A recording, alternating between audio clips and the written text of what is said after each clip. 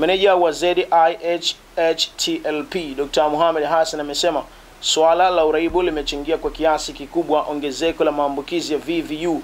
Hivyo kutokana na tafiti zilizofanywa na shirika la afya duniani WHO, imeonekana methadone ndio njia sahihi inayoweza kutumika kupunguza maambukizi katika kundi hilo. Dr. Mohamed amesema hayo wakati wa kabidhiano ya vifaa vya kituo cha afya cha uraibu makao makuu ya chuo cha mafunzo Kilimani, Zanzibar. Amesema kituo hicho kitasaidia kuongeza huduma na kupunguza ukubwa wa tatizo hilo. Swala zima la urahibu umechangia kwa kiwango kikubwa maambukizi ya VVU kuongezeka katika jamii yetu, ambapo tafiti za mwaka 2020 na 2023 zinaonyesha kwamba kundi hili lina maambukizi makubwa ya VVU takriban 9.4. Kwa hiyo kutokana na tafiti ambazo zimefanywa na maelekezo ya wataalam kwa kupitia WHO, imeonekanika kwamba methadone ndio njia pekee ambayo tunaweza tukaitumia pamoja na njia nyinginezo, kwamba tunaweza kupunguza maambukizi katika kundi hili.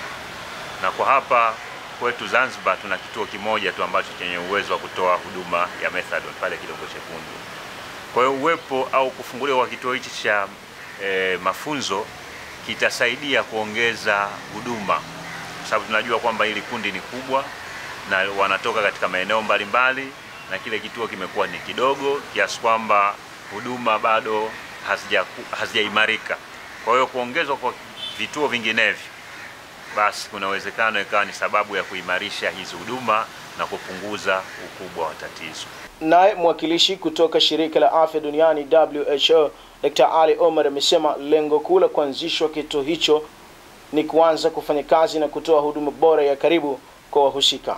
Lengo kuu ni kuhakikisha kwamba kitengo kinaanza kufanya kazi, kinatoa huduma ya karibu sana kwa wahusika, na chengine vile vile kuhakikisha kwamba huduma iliyo bora inatolewa, kwa sababu huduma iwe bora, sio bora huduma, lakini huduma bora.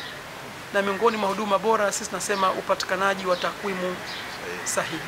Upande wake Sakab Sef Mabadi akizungumza kwa niaba ya kamishna wa chuo cha mafunzo Zanzibar Kanal Hamisi Bakari Hamisi amesema jengo hilo litaweza kutoa huduma kwa ajili ya wanajamii pamoja na wale ambao wapo vizuizini, na kuziomba taasisi husika kuweza kushirikiana ili walengwa wa huduma hizo ziweze kuwafikia na kuwa na Zanzibar salama. Kwa hiyo mimi ninashauri kwamba kwenye kikao hichi, licha kwamba tunakwenda kukabidhiana vifaa kwa ajili ya kumbukumbu au kwa maana takwimu, lakini pia tufikirie ili jambo letu tulifanye kuwa rasmi sasa, Dr.